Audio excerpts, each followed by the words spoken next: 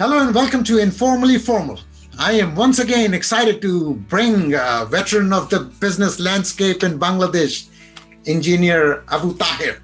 He has many introductions that I could give you, but let it suffice to say that he has straddled many industries in Bangladesh, from garments to leather goods.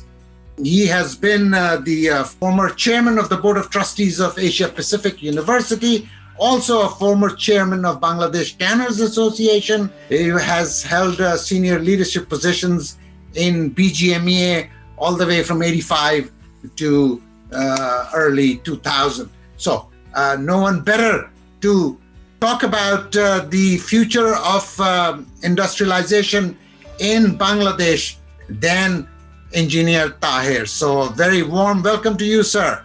Thank you very much, Akberhakim. All right. Such a pleasure to have you. My first question to you would be, in our path to industrialization, what do you see besides the normal that we see, which is garments, leather, we have some jute goods, we talk about food processing, we have ship building. What else? Leather, I know light engineering has been designated by the government as a thrust sector.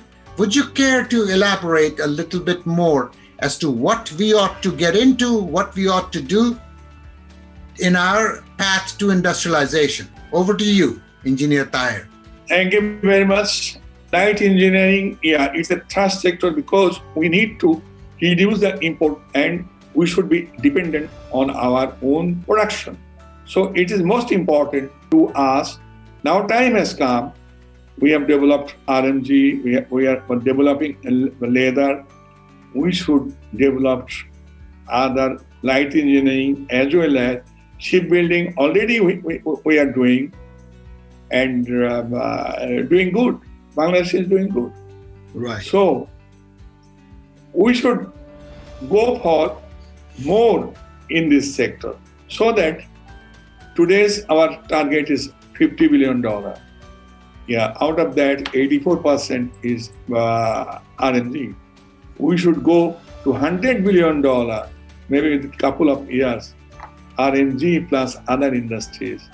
We can invite, or already invited, Japan is coming, South Korea, any country, they can come and invest. And infrastructure facilities already developing.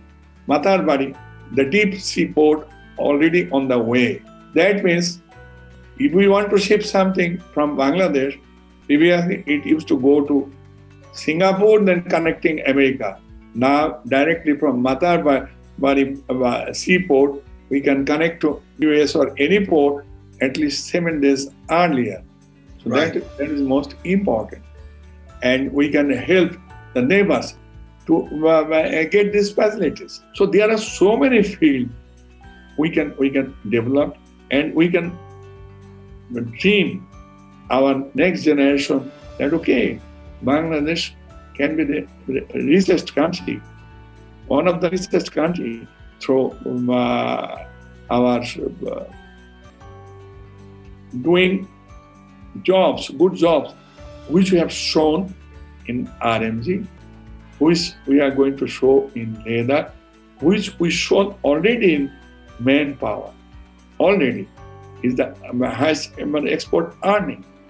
So why not? We think in that way. Right. In Manpower, unfortunately though, we still mostly send unskilled labor. If we could send skilled, semi-skilled labor, our remittance could double, triple in no time. Yes. So that's one area we could improve. And in the news, not too long ago, Fair Electronics, in another announcement, said that they're going to be manufacturing Samsung air conditioners here in Bangladesh. Manufacturing, not assembling, manufacturing. So we're headed in the right direction, so things are happening. That's pretty high-end stuff that Bangladesh is getting into. Plus, PHP Group is assembling, I believe, Proton cars out of Malaysia. Before that, we just had Pragati, but now we got a PHP group. We also got another group where Hyundai cars are going to be assembled in Bangladesh. I don't know if you got that news. Good. So there's quite a few. So light engineering is another area that you were saying that we ought to do well in. Another sector I didn't mention you is the big sector, that is pharmaceutical. Oh yes, absolutely. While I was in Doha WTO meeting in the last, I think 2001, they gave time for Bangladesh. We can copy any medicine till 2017 or extended. And Bangladesh is doing very good in pharmaceutical industry. So yes. That is another sector which is coming up, and it can be bigger one.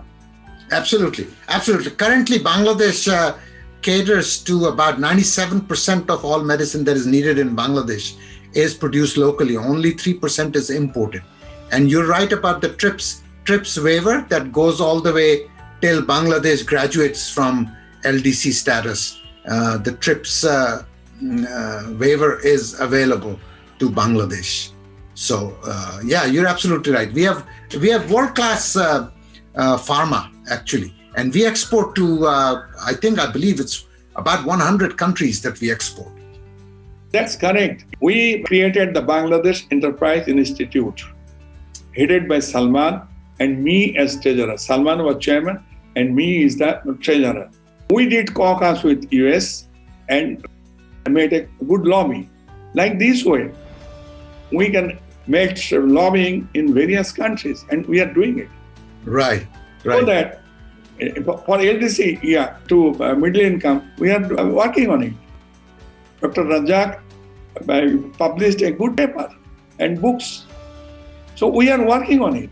Just to wrap things up, Engineer Taher, so yes, listening to you, it seems like you're very optimistic as to not happy with 40 or 50 billion dollars in exports. We ought to be thinking in terms of 100 billion and beyond. Isn't that right? Oh, yes, that's true. Otherwise, how you see, small country, our area is small, but population is huge. And our boys are very intelligent, boys and girls, they are very intelligent. Everyone I talk to, they all say our boys and girls are very intelligent, very smart. Now, as an employer, why don't I see that? Where all of us employers, we everywhere, when I talk to heads of companies and stuff, they all complain they can't find qualified people. Well, one thing is that our demand is very high. Many people we need. But you see, since I'm also in education sector, if you see Bangladesh University of Asia Pacific, we have a pharmaceutical department. We have done very good in civil. We have done very good in architectural engineering in University of Asia Pacific, computer science. So everything we are trying to do good, but our requirement is more. That's why you can't see still we import people from outside, technical people. I talk to so many employers, and I talk to people from educational institutions as well. But I talk to so many employers, and they always say that there is such a disconnect between the business world and the academia. What the academia produces, for the most part, the businesses are not happy with. So that's something that needs to be fixed. There needs to be more cooperation between the academia and the business world. There's a gap between academia and the business people. We need to narrow down the gap. Then everything will be resolved. Right. So with that, on that good note, hoping that we bridge that gap between the academia and the business world, and with the hope and aspiration that Bangladesh very soon is going to be exporting $100 billion and beyond. I thank you so very much, Engineer Taher, for your time with us again today, and I hopefully I will get to talk to you soon, not too far in the future. And I'd like to thank our audience for joining us. Stay safe. I'll catch you in the next session. Bye-bye.